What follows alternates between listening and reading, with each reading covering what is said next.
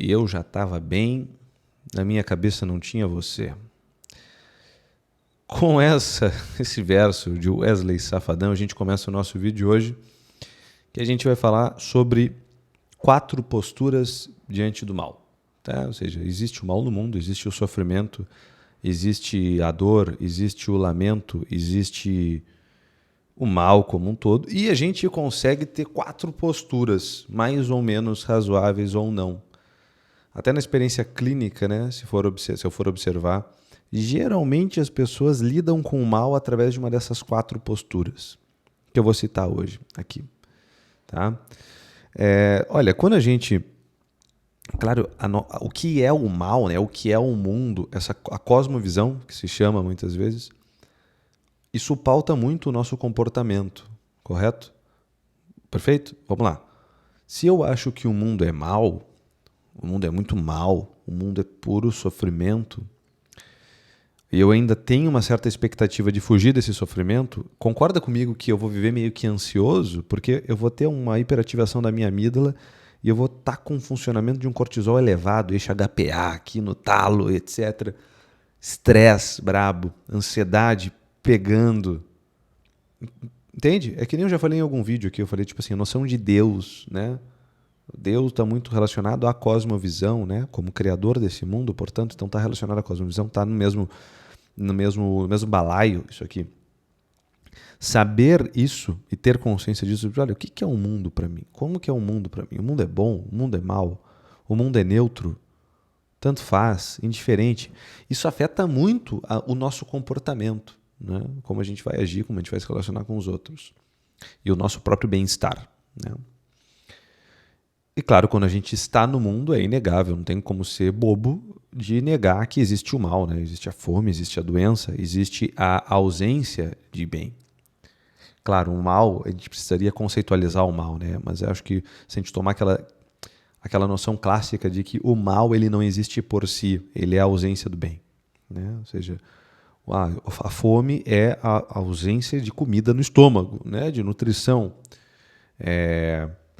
A guerra é a ausência de paz, né? O mal como um todo, né? É essa ausência, a ausência de um bem, que causa tristeza. Levando em consideração isso, a gente consegue elaborar mais ou menos 4 posturas perante o mal. A primeira dela, que é muito trágica, seria uma postura pessimista. O que é uma postura pessimista, né? É aquela postura que o sujeito ele chega a pensar, e aqui a gente vai conseguir colocar uma pá de gente que é inclusive muito a favor, geralmente o pessoal que está meio relacionado ao controle de natalidade, aquela coisa meio malthusiana, assim, onde diz-se assim, ó, dependendo da circunstância, é melhor nem ter nascido. Nossa, isso é muito pesado, né? Assim, olha, dependendo se a circunstância for tão ruim, é melhor eu descansar no nada, né? Assim, essa coisa niilista, essa coisa pessimista, onde eu acabo preferindo, então, o não existir. E esse descanso do nada. Ok, é uma postura meio controversa. Por que é uma postura meio controversa? Porque até para eu poder ter essa postura é preciso eu existir. Ok. Até para eu advogar a favor da não existência, eu preciso existir. Então é uma coisa que é meio controversa. Mas acontece, né? A gente está falando aqui de coisas que existem no mundo. Essa aqui parece ser meio tola, né? Parece ser a mais tola de todas. Vamos ver, né? Vamos ver o que tu acha, qual que tu tem. Comenta aqui embaixo. Aliás, se tu não está inscrito no canal, considera fazer isso e curte já esse vídeo, tá? Que é isso, né? Às vezes a pessoa está tão esmagada ou ela concebe uma circunstância onde é tão esmagada a dor e o sofrimento, nos esmaga de tal modo que a vida fica sem esperança, fica sem sentido, fica melhor que nem existisse mesmo, né? Não parece algo muito funcional, né? Se a gente for até fazer uma aposta, não parece ser um caminho para a felicidade, né? Uma segunda postura que ela é muito hypada, se pegar aqui no YouTube, é uma das coisas que mais dão views, é o estoicismo, né? A vida estoica, essa postura estoica. Que vai tomar o mal e vai encarar a dor como uma coisa neutra, né? A dor é neutra, a gente tem que ser meio indiferente a ela. Como nós somos espírito, nós temos que pensar em sermos ascetas, em fortalecer esse espírito e meio que é azar do corpo aí, caramba, né? Ele tem que nos servir. Eu digo que é uma postura um pouco mais ideal, mas como é azar do corpo, é uma pessoa que necessariamente ela vai negligenciar os afetos. O carinho, o cuidado, a gentileza, a palavra de afeto, que parece a benignidade, né? A indulgência, coisas que são tão essenciais para a felicidade, né?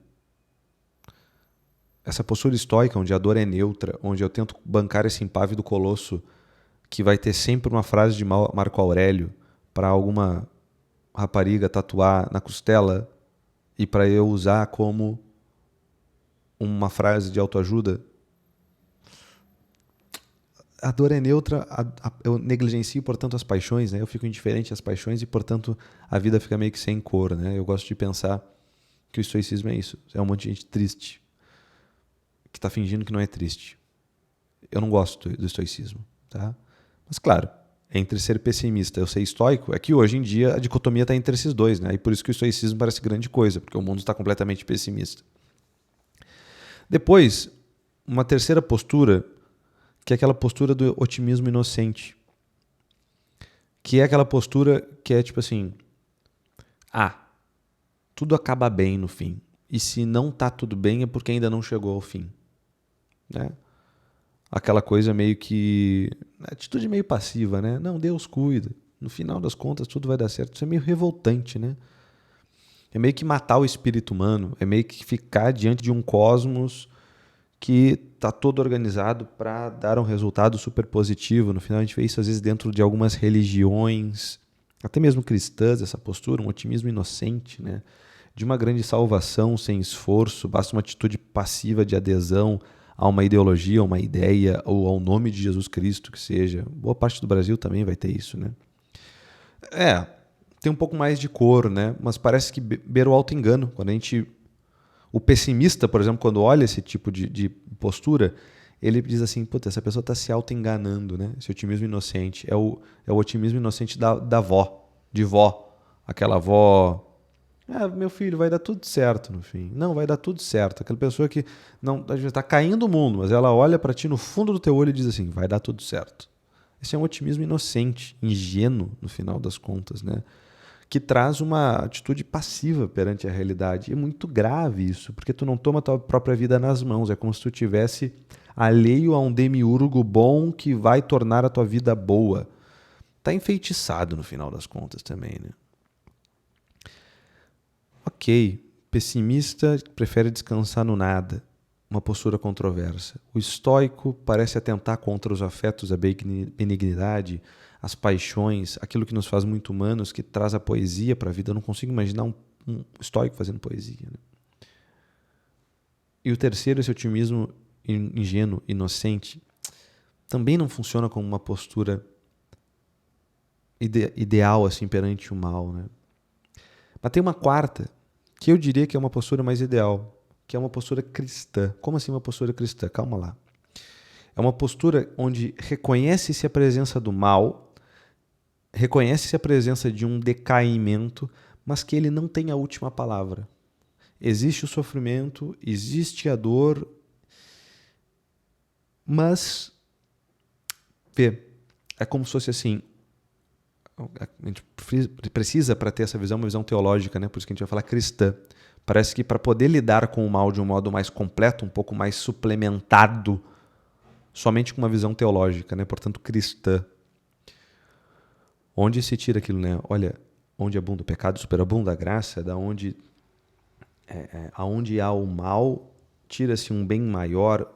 E é legal da gente fazer um jogo aqui, como se fosse escrito, né? O mal material. O mal material é essa dor, esse sofrimento, mas que é possível tirar um bem com B maiúsculo, um bem espiritual, digamos. E assim a gente percebe, né?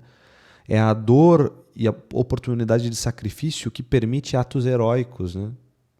Que servem de exemplo, perfeito? Que servem de modelos de vida, que parece reger muito a história humana, né? Os heróis ao longo da história, etc. Só existem eles, só é capaz de ter isso, atos heróicos, Porque existe o mal que pode ser vencido. E isso nos impele a viver, né? Isso nos dá um tesão de viver, se tu for perceber ao longo das histórias, história de Hércules, de Teseu, na mitologia grega, nas mitologias, onde tem o mal cresce junto com o protagonista, o antagonismo cresce junto com o protagonismo, mas ele não tem a última palavra, né? O bem vence no fim. No fim, né? Ainda que aos farrapos, né? Tem um valor ali, um drama espiritual, algo imaterial que é conquistado no final das contas, né? Isso é muito bonito no final das contas.